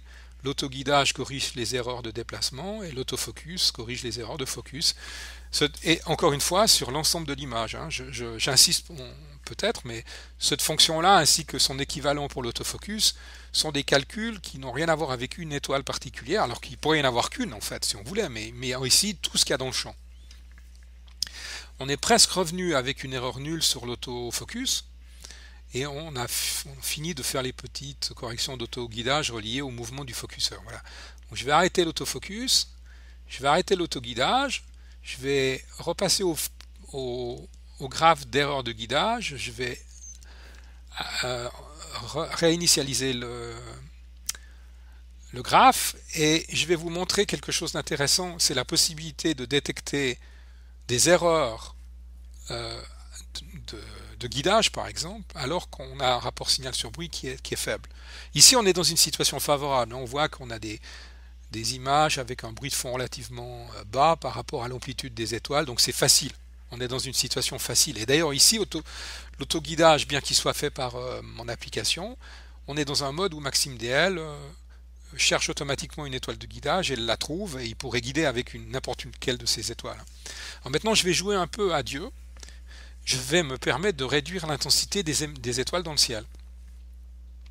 Je vais faire ça parce que en fait, derrière mon diapositive, j'ai une source lumineuse et j'ai une alimentation qui me permet de contrôler l'intensité de la lumière. Alors observez bien, oubliez ce chiffre-là, hein, SNR en dB, il est faux. Hein. Donc oubliez-le, mais regardez plutôt ce qui va se passer ici. Quand je vais réduire l'intensité lumineuse, vous allez voir progressivement une réduction des amplitudes du signal des étoiles. Alors MaximDL va automatiquement réajuster les amplitudes ici, vous voyez. Donc on commence à voir le bruit de fond, et puis les amplitudes des étoiles diminuent. Donc je vais poursuivre la réduction de l'intensité de mes étoiles. Vous voyez. Et ça va continuer à descendre ici. Donc on va continuer.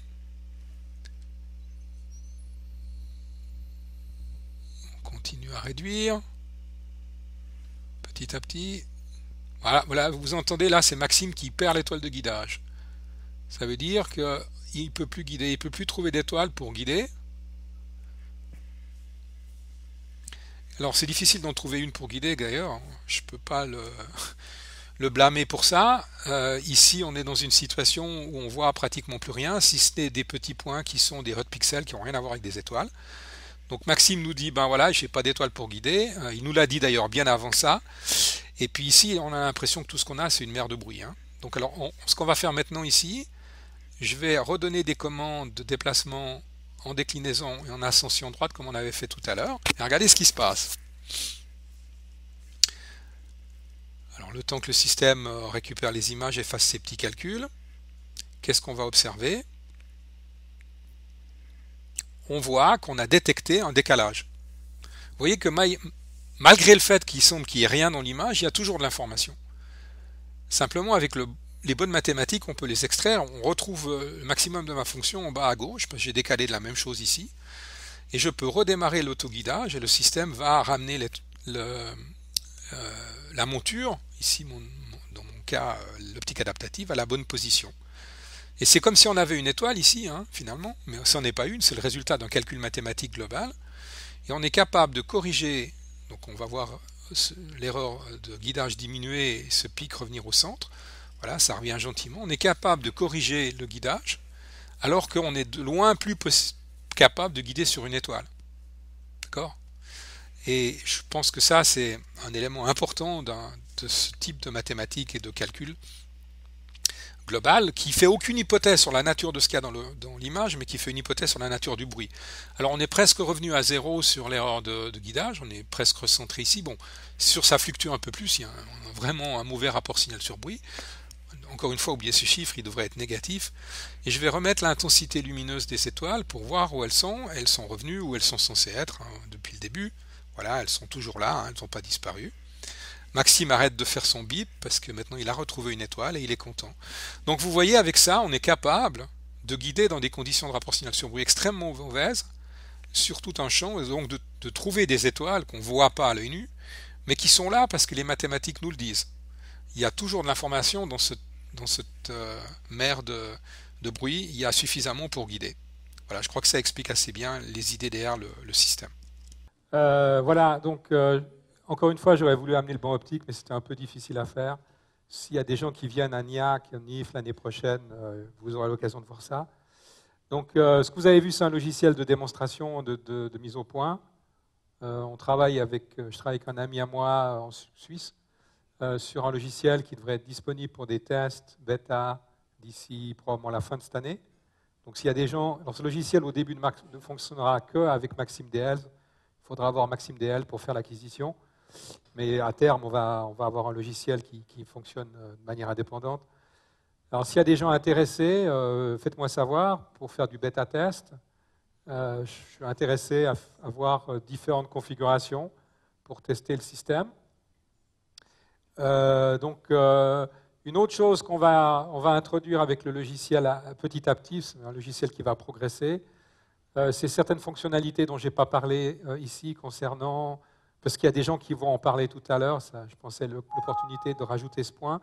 Donc, concernant les exoplanètes, on a donc un certain nombre de personnes qui font des tests actuellement avec l'ONAG pour l'utilisation de ce système pour améliorer la détection des transits, la qualité en fait de la photométrie, et puis un autre problème, c'est la détection des faux positifs.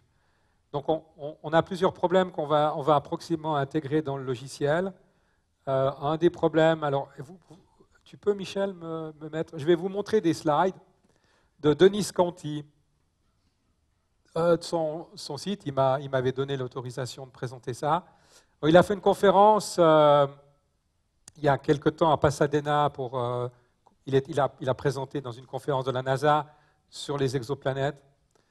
Et il a présenté certains résultats avec le NAG. Alors, je voulais vous en parler parce que comme il y aura quelqu'un qui présentera les transits, je m'y suis mis moi-même. D'ailleurs, j'ai suivi son cours online, très bien fait, si vous êtes intéressé, sur le problème de faire la détection des transits, le calcul des transits avec un télescope aussi petit qu'un 8 pouces. Ce n'est pas trop difficile. Alors, ce que je voulais vous montrer là-dedans, c'était deux choses.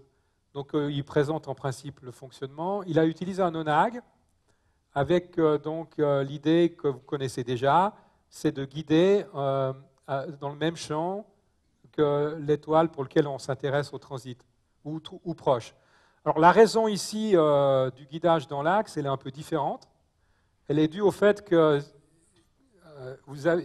si vous n'êtes pas parfaitement aligné au niveau de la monture, et vous ne l'êtes jamais, c'est impossible d'être parfaitement aligné, ne serait-ce qu'à cause de la réfraction atmosphérique. Non. Donc vous êtes toujours un petit peu à côté. Eh bien, quand vous suivez une étoile de guidage, si vous avez une seule étoile, vous avez rotation du champ. D'accord ? Et la rotation du champ pose un problème parce que, pour nous qui faisons des expositions de quelques minutes à 10-15 minutes, ce n'est pas dramatique. Les rotations du champ sont... J'ai fait un papier là-dessus, d'ailleurs, il n'y a pas longtemps, sur la valeur de la rotation du champ, mais ce n'est pas trop dramatique. Ceci dit, il faut savoir que la rotation du champ dépend de la distance entre l'étoile de guidage et l'objet qu'on est en train de photographier. Donc si on a une étoile très, très off-axis, comme on dit, la rotation du champ est plus importante, parce que le champ tourne autour de l'étoile de guidage. Voilà une façon d'expliquer les choses claires, je pense. Et quand on fait du transit, de la photométrie différentielle pour les transits d'exoplanètes, un des problèmes, c'est de garantir que l'étoile potentielle qui peut avoir l'exoplanète, host star, et puis les étoiles de référence, restent sur les mêmes pixels de la caméra tout le temps. Si vous déplacez de pixels l'étoile ou les étoiles, vous avez des problèmes de calibration de photométrie. Parce que d'un pixel à l'autre, la caméra n'a pas tout à fait les mêmes performances. Et comme on cherche des variations qui sont du pourcent ou moins, ça devient rapidement un problème, même avec des traitements genre flat frame. Donc l'idée, c'est de limiter la rotation. Alors, évidemment, on fait en sorte d'améliorer le plus possible l'alignement de la polaire, mais si on fait du guidage classique, Jusque-là, c'était du guidage off-axis. On était limité aussi par l'effet de la distance entre l'étoile de guidage et l'objet. Donc là, il a fait des essais pour montrer qu'on pouvait améliorer sensiblement, je vous montrerai tout à la fin son slide, les performances de photométrie en guidance sur l'objet, ou proche de l'objet dans le champ. C'était la principale motivation. Mais du coup, c'est quelqu'un de très créatif qui a eu des idées intéressantes. C'est un des points les plus importants, je crois, qu'il est présenté à la conférence. Alors, l'idée qu'il avait là derrière, alors lui, il a utilisé, parce que justement, nous, on va travailler sur un logiciel qui permet de faire les deux en même temps, mais il a auto-guidé avec une caméra. Il y avait 3 caméras, une pour l'autoguidage off-axis, une pour la prise de photo infrarouge et pour le visible. Alors l'idée, c'est d'intégrer ces 2 fonctions là-dedans. Donc c'est une des choses qu'on va faire dans le logiciel pour limiter de nouveau les problèmes de rotation. Mais ça, c'est une idée complètement différente. C'est TESS, le nom, je crois, du télescope qui va être lancé bientôt, si je me rappelle.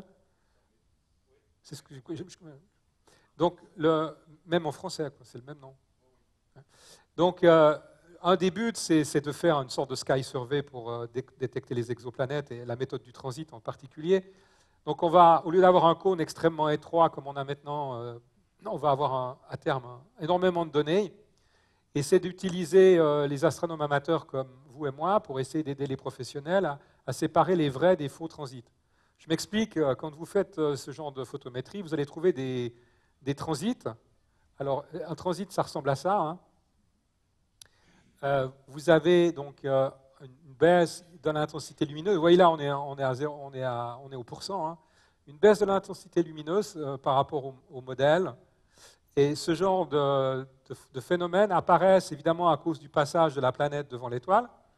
Généralement, c'est quand même des grandes planètes, genre Jupiter. Ces méthodes ne marchent pas très bien pour des planètes plus petites, mais c'est l'idée. Et puis, donc, vous avez l'ombre de la planète. En fait, c'est une éclipse. Ceci dit, voilà, il y a pas mal d'étoiles et on en découvre, en fait, il en a découvert une pendant qu'il a fait les essais avec l'ONAI, qui n'était pas dans les catalogues, qui sont des étoiles doubles. C'est des binaires extrêmement proches et qui créent des éclipses. Et on voit des variations de la courbe du même ordre, mais qui ne sont pas dues à une exoplanète, qui sont dues à une paire, en fait.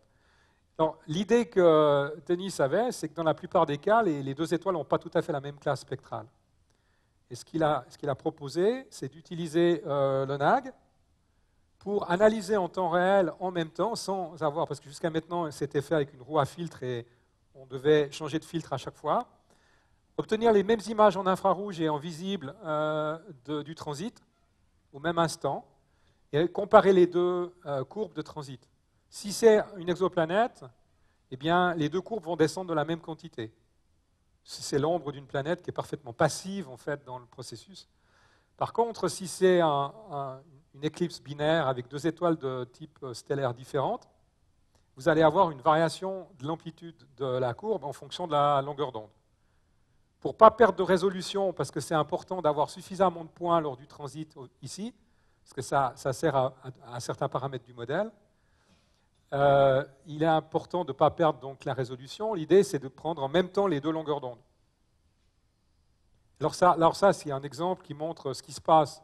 Alors ça, c'est un peu bruyant dans cet exemple, mais ça, c'est donc la courbe. Là, vous avez la courbe dans les 2 longueurs d'onde et vous voyez une disparité qui est type. Alors ça, c'est un exemple d'étoile double, alors que ça, c'est un exemple d'exoplanète, voilà, pour simplifier. Donc ça, c'est au début. On est au début de cette idée. Comme je disais tout à l'heure, il faut qu'on intègre certaines fonctionnalités dans le logiciel pour la détection de la rotation dans le champ. Parce que si quelqu'un a des rotateurs, eh bien on peut, puisqu'on prend tout le champ pour faire les calculs, on peut non seulement trouver le XY que vous avez vu tout à l'heure, le DX, DY, sur l'erreur de registration de l'image, mais on peut aussi calculer la rotation de l'image. Donc on pourrait contrôler un rotateur pour limiter les problèmes de rotation pour la photométrie. Et l'autre idée, c'est d'aider les professionnels à rejeter les candidats qui sont sans intérêt pour ne pas passer du temps à faire de l'observation avec le télescope et dans l'espace sur des objets qui sont des doubles alors que on s'intéresse aux exoplanètes. Donc je me suis permis de rajouter ça. Alors, dernier slide de notre ami Denis. c'est les résultats de calcul. Il a fait une comparaison off-axis, on-axis sur le même objet. Et il a montré, grosso modo, qu'il pouvait réduire la rotation de l'ordre de 70% avec on-axis par rapport à off-axis, la rotation du champ, en utilisant le guideur on-axis. Alors qu'il avait en fait, dans ce cas-là, des conditions atmosphériques moins bonnes, il avait des performances meilleures. Voilà, c'est les deux voies qu'on est en train de suivre pour aider la communauté qui travaille dans les exoplanètes. Idées qui sont venues, en fait, qui n'étaient pas là au départ, hein, mais je pense que c'est bien. Nous, on est ouvert à toutes les idées que les gens pourraient avoir, parce que la raison pour laquelle je suis là-dedans, c'est pas que c'était une passion, c'est toujours une passion. Voilà, je vous remercie pour votre temps et puis votre invitation, et puis pour avoir supporté mon français suisse. Merci beaucoup. Vous avez des questions? Bonjour. J'aimerais savoir, je suis très limité dans le back focus que j'ai derrière, à l'arrière de mon télescope. On a besoin de combien de distance supplémentaire pour pouvoir accommoder le ONAG? Alors ça dépend, il y a deux modèles, mais c'est presque identique. Le petit qui est fait pour les caméras genre EPS-C, c'est 66 mm, l'autre c'est 68. Ça fait, je ne sais plus combien en pouces, mais ouais. Parce qu'au total, avec j'ai un Edge HD 14 pouces, je dispose de 146 mm au total. Ouais. Et avec mon Focuseur Moonlight, ma roue à filtre, ma caméra, il me reste 10 ou 15 mm. Oui, alors vous êtes un bon exemple pour lequel j'ai souvent eu l'occasion de discuter de ce problème avec Optech. On travaille avec Optech sur un certain nombre de choses parce qu'on ne veut pas refabriquer la roue à filtre, tout ça nous. Hein. Donc Optech offre deux solutions pour les gens qui ont ce genre de problème, spécifiquement pour les MID et les SCT de Celestron. Tous ceux qui sont en dessus de 8 inches, parce que malheureusement pour les 8 inches, ils sont trop petits pour ça. Ils offrent un système d'autofocus utilisant le miroir secondaire, qui est le Fast Focus System d'Optech. Vous le trouverez sur leur website ou sur le nôtre, on le propose aussi. C'est un système qui n'est pas très connu, mais à mon avis qui mérite d'être connu. Ça consiste en fait à utiliser le système FastStar, qui permet de monter, par exemple, une caméra pour faire du grand champ. Ça vient se fixer à la place, donc on monte le miroir secondaire sur ce système. Il y a un moteur pas à pas qui déplace par des pas de l'ordre de 400 nanomètres, je crois, enfin en dessous du micron. Hein. On est dans les centaines de nanomètres. Et donc ça peut déplacer le miroir secondaire pour compenser le focus. C'est extrêmement précis. Et ça a un avantage supplémentaire, c'est que ça maintient la distance entre les deux miroirs parfaitement la même. Parce que le principal dérive de focus avec la température sur les tubes en aluminium ou en acier, c'est l'allongement ou la rétraction du tube, donc la distance entre les deux miroirs. Sans être terriblement critique, si cette distance n'est pas correcte, eh ben, vous avez des aberrations, entre autres de sphéricité. Donc en déplaçant le focuseur extérieur, on ne corrige pas la distance entre les miroirs. Alors ça, c'est une solution alternative. Bon, ça demande de remplacer. Donc du coup, on enlève le focuseur extérieur. Hein. Donc il n'y a pas de back focus perdu par le focuseur. Ça, c'est une solution pourvu que vous ayez un 11 ou un 14 inch. Et si vous avez un mid, il faut les contacter. Ils ont des versions pour les mid. L'autre option, c'est qu'ils viennent de sortir un nouveau focuseur, aussi Optech d'ailleurs, dans le même but. Ça s'appelle le Leo, sauf erreur, qui est un focuseur en forme triangulaire qui peut se mettre derrière les HHD, qui a une forme de triangle pour passer entre les trois boutons. Là. Puis, donc il a un minimum, je ne sais plus combien il a, mais il a un très faible back focus. De rien. Dans la conception de l'ONAG, est-ce qu'on a pensé éventuellement à changer le rapport du signal bruit de l'autoguideur en arrière en faisant modifier le taux de transmission du beam splitter, en descendant ça, par exemple, à 720 nanomètres, pour augmenter ce rapport-là de la caméra d'autoguidage? Alors, c'est une très bonne question. Donc, la raison pour laquelle j'ai choisi la transition qu'on a maintenant, c'est que je voulais rester loin de la bande H-alpha pour que personne ne perde quoi que ce soit. Mais je suis relativement loin de la bande H-alpha. D'un autre côté, je ne voulais pas non plus... Après, il y a un problème d'économique. Le miroir dichroïque, plus la transition est rapide, plus ça demande un nombre important de couches, plus c'est cher. Donc il y a un problème de choix là-dedans. Alors, pour répondre à votre question, on va faire un changement. Je suis en train de regarder dans ce but-là, pour 2 raisons. On va se rapprocher, donc on va descendre vers les 700 nanomètres, tout en garantissant qu'on ne vient pas mordre dans la bande H-alpha.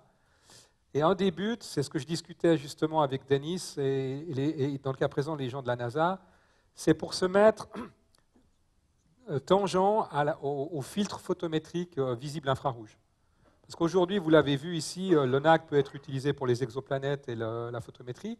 Le problème, c'est qu'il coupe le début de la bande des filtres standards infrarouges.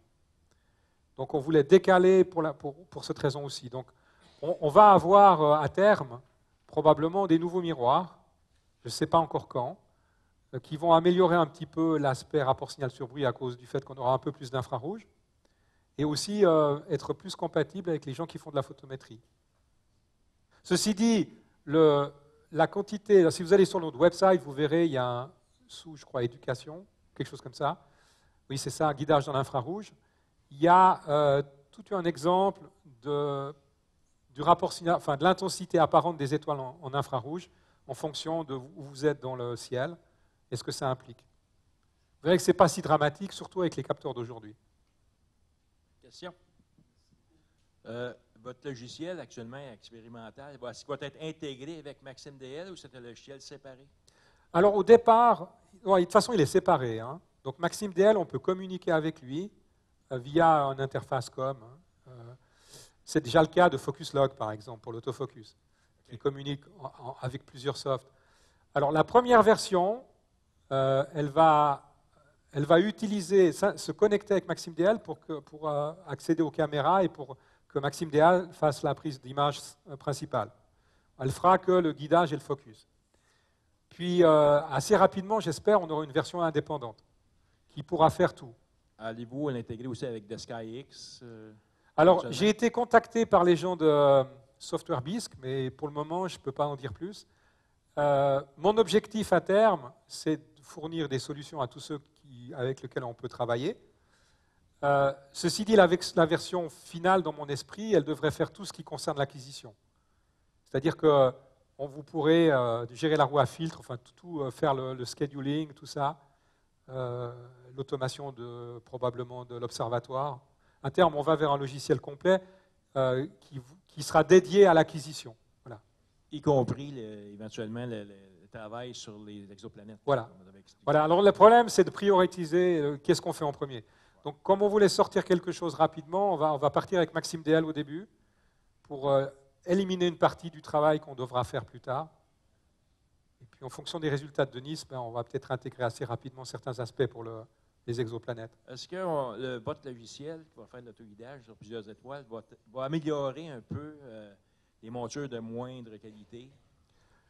Oui, alors c'est une des idées. Hein. D'ailleurs, il y a une autre discussion que j'ai actuellement avec SBIG, qui fournissent des optiques adaptatives, et je ne suis pas entré dans ce domaine, mais la raison principale, donc je me permets de dire ça ici, parce que je crois qu'après la présentation, c'est assez clair, mais donc j'ai ni d'intérêt pour ou contre les optiques adaptatives qui sont sur le marché, parce que moi j'en ai utilisé, j'en ai fabriqué une avant même qu'elle soit sur le marché. Il faut être juste conscient que si vous voulez utiliser une optique adaptative pour vous battre contre les perturbations atmosphériques elles-mêmes, c'est perdu d'avance, à moins que vous fassiez peut-être des étoiles binaires, hein, des choses qui sont très proches. Par contre, c'est généralement utilisé dans la grande majorité des cas pour compenser les qualités, les défauts des montures. Donc, comme vous l'avez vu, on peut minimiser l'effet du seeing en prenant tout le champ. Ça dépend de la taille de la caméra et du champ. Donc, la réponse, c'est oui, je pense qu'on va améliorer le guidage pour ceux qui veulent aller vite ou qui doivent aller vite à cause de leur monture, parce qu'on va limiter l'injection du bruit du seeing dans la boucle de contrôle. Et donc, on sera meilleur dans le guidage. Est-ce qu'il y a un champ minimum à utiliser ou ça peut, Non, alors l'application, elle marchera pour n'importe quelle caméra. Donc, si vous voulez guider avec une seule étoile, comme aujourd'hui, vous pouvez. Vous pourrez d'ailleurs définir une fenêtre pour dire « je veux que ça ». Imaginons que vous voulez guider sur un astéroïde ou une comète, il y a des gens qui font ça. Avec l'ONAG, on peut le faire, donc vous pourrez dire « je veux rien d'autre ». Il y aura même probablement à terme un multifenêtre en disant « je veux que ça », mais que certaines régions de l'image. Donc vous pourrez guider pratiquement, même avec un guideur off-axis, hein, ça sera... vous perdrez l'autofocus, mais vous pourrez faire le guidage. OK, il y a une question ici. Oui, donc on va pouvoir utiliser ce logiciel-là avec n'importe quel système de guidage, dans le fond. Vous pouvez répéter la question, s'il vous plaît? Oui, donc le logiciel que vous allez offrir, on va pouvoir l'utiliser, peu importe le système de guidage qu'on a. Oui. La seule limitation qu'on a aujourd'hui, si on a une optique adaptative, c'est que les optiques adaptatives de SBIG ne fonctionnent qu'avec les caméras de SBIG, et c'est complètement propriétaire. On n'a pas accès au logiciel de la boucle. Donc, ou bien on trouve un moyen de travailler avec eux, ou ça va rester un problème. Vous voyez ce que je veux dire? Si vous utilisez une optique adaptative de Starlight Express, ce genre de choses, on pourra les contrôler via les drivers ASCOM. Mais si vous ne faites pas d'optique adaptative du tout, donc un guidage normal avec un off-axis ou n'importe quoi, ça marchera. La seule chose que vous allez perdre si vous faites de l'off-axis, c'est l'autofocus. Okay. Sauf si vous regardez le produit d'Optec, le FOAG, leur produit qui s'appelle l'Ocerta, ils vendent un petit système optique qu'on peut rajouter dans un off-axis guider pour créer l'astigmatisme. Ils font ça sous licence, puisqu'on a un brevet là-dessus. Pour les gens qui ont un off-axis guider avec des caméras Loadstar, vous avez cette option. Moi, l'avantage que je voyais avec ce logiciel-là, c'est de pouvoir guider sur des images très, très faibles. Oui. De pouvoir aller chercher, comme moi, je fais de la spectrographie, et puis pour guider, ce qui va me limiter, ce n'est pas mon spectrographe, c'est vraiment le guidage, pour aller chercher des endroits où c'est très, très faible. Avec ce logiciel-là, ça va permettre de... Moi, ça m'intéresse éventuellement d'en discuter plus, parce que nous, on aimerait couvrir le plus d'applications possible. Un des avantages de ce type de logiciel, même avec une simple étoile, c'est de pouvoir vous extraire le plus possible du bruit de fond. C'est ça. Et d'ailleurs, si vous fabriquez une fenêtre plus petite autour de l'étoile, c'est encore mieux, parce que vous minimisez le nombre de pixels qui sont du bruit par rapport au nombre de pixels qui sont de l'information. Ça rend le travail du logiciel de calcul plus simple. Est-ce que le logiciel va être offert séparément du ONAG? Oui, alors au niveau politique de vente, je ne sais pas encore. Oui, alors sûrement. La réponse à cette question, c'est oui. Mais sous quelle forme? Je pense qu'il y aura plusieurs formes. Vous pourrez acheter le logiciel comme ça. On offrira peut-être un discount aux gens qui achètent un ONAG pour avoir le logiciel. Enfin, c'est encore en discussion. Mais le logiciel tout seul sera disponible sans l'ONAG.